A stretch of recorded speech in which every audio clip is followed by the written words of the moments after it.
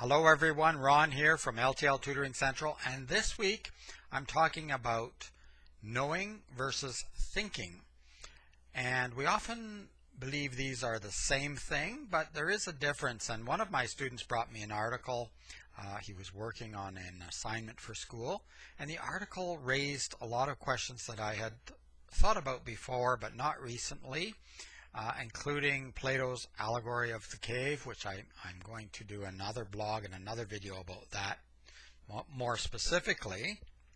But it's all about knowledge or knowing versus thinking. Now, what is the difference between those two?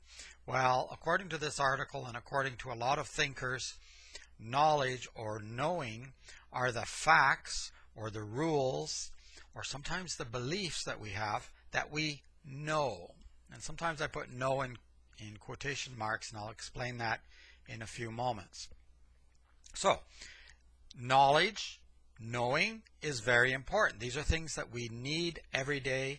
We do thousands, if not millions of things every day. It depends how you break it down to getting out of bed and doing your morning routine. You probably do that very automatically. You don't really have to think about it.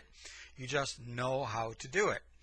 Facts like 2 plus 2 equals 4 or 3 times 3 equals 9.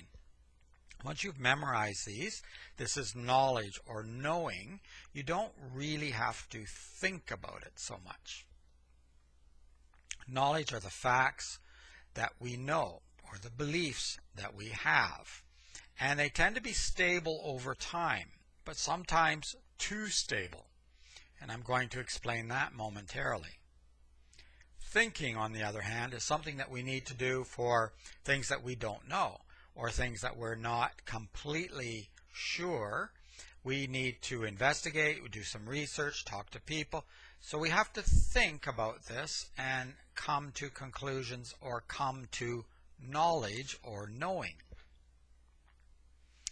The difficulty sometimes comes in the fact that our knowing or our knowledge can be flawed.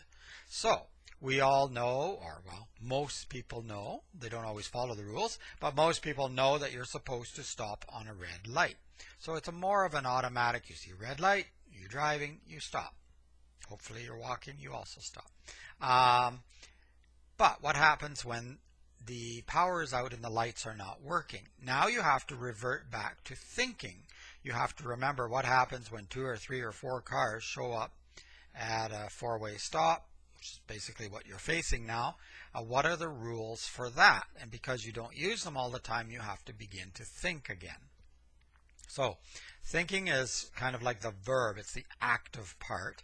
And knowledge or knowing is more like the noun. It's what we already know or we've convinced ourselves to know. Now the problem comes is sometimes beliefs we feel is knowledge, and it's not always based on fact or research or anything objective. So we sometimes just believe because we believe. We've been told, and so this is what we think. I see that with students a lot. Sometimes they're talking to me and I know, that's the parent or the uncle or someone else talking. It isn't their vocabulary normally. It isn't their thoughts normally, and they haven't really thought about it. So I always try to encourage them to do a little bit more thinking. Don't just accept everything at face value or as fact. So we need knowledge, memory, rote learning. This is how it relates to tutoring or even your own life, no matter what age you are. We need to know certain things so that we can get through our day. We don't have to think about how we're going to take a shower or make our breakfast. Or if you ride a bike, when you first learned, you had to think about it. You had to think about balance and working the pedals and all of those things, and everything was a bit wobbly. But now, if you have learned how to ride a bike, you just jump on and you go. So you don't actually have to think very much anymore unless you're faced with some difference in the traffic along the way. So that's sort of the difference. I hope I'm making it clear between knowing and thinking, or knowledge and thought. So thought is more active, and we need that, and we need to recheck our knowing or our knowledge, because it's not always correct. People in the past believed that women shouldn't vote because either they're not intelligent enough, or they certainly shouldn't run for office because they are not strong enough. They're frail little beings. Now, most of you are cringing or laughing at that, but those were very powerful beliefs, and it took some time before women got the vote. A lot of people believe that in the beginning, if you touched people with actually there are people who still believe it, if you touch someone with HIV or AIDS, you will catch it, that it's that contagious. We know this is not true now, but that was a very strong belief that took some time to change. You can probably think of lots of examples.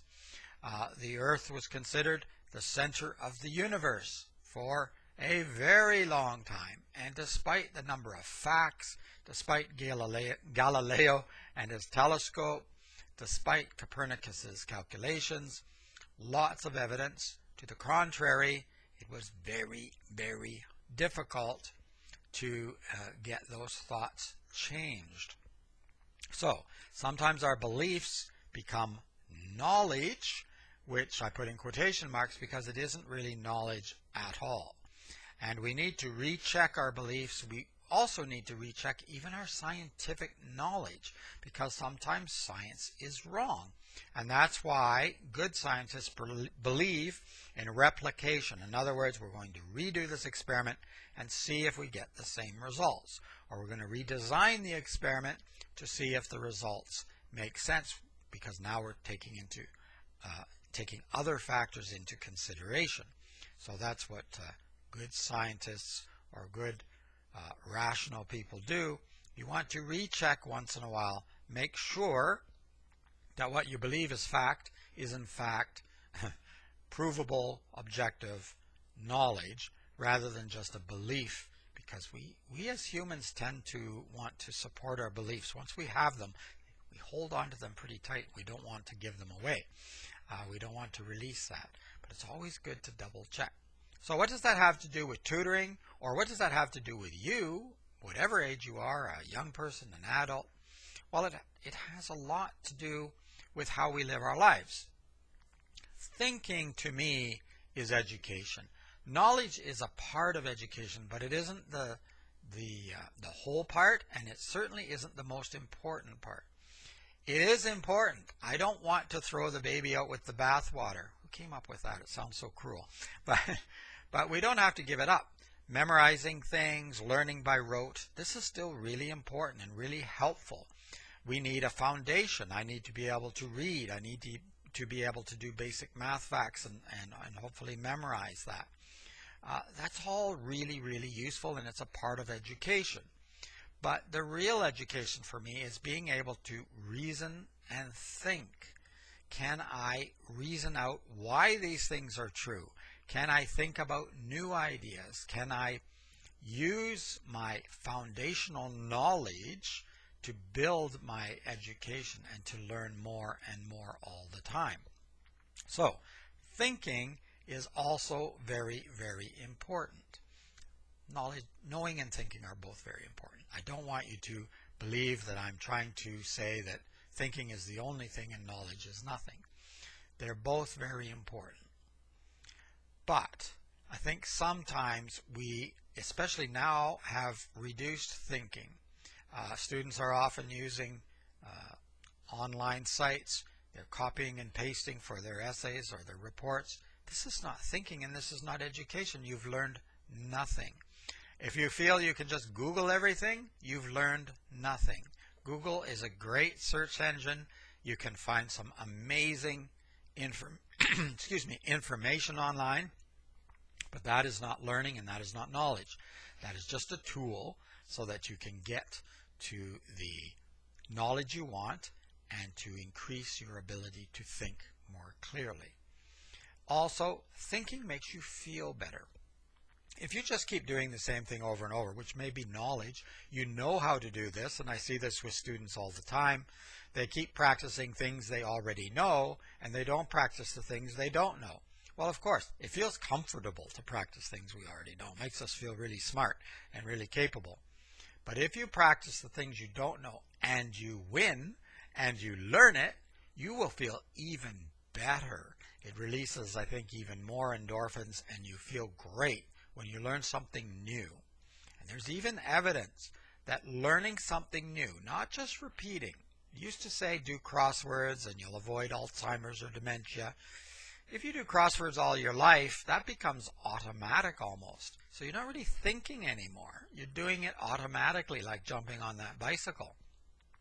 Learn something new. Think about something you haven't thought about before.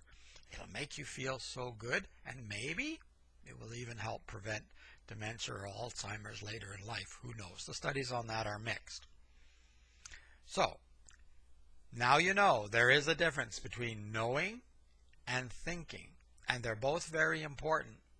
But if for yourself or for your child or for a student, try to impress upon them how important it is to continue to think. Even if someone has resolved a problem, think about it yourself. You might come up with a new way or a new angle. And by the way, looking at what you're learning at school in new ways and turning it upside down and inside out, even if it's a bit ridiculous at the moment, it'll help you remember the real information, the facts and the knowledge that the school or the teachers want you to provide on the test, and so that will help you as well. So thinking about things in all different methods can be very valuable. Think about it. Let me know what you think. Don't forget to subscribe to the channel, make a comment, ask a question. You can always email me from my website. I'll leave a link below as well as a link to the blog. In the meantime, have an amazing week. Keep learning and keep having fun while you do it. It's Ron from L.T.L Tutoring Central, and I will see you again next week. Keep thinking.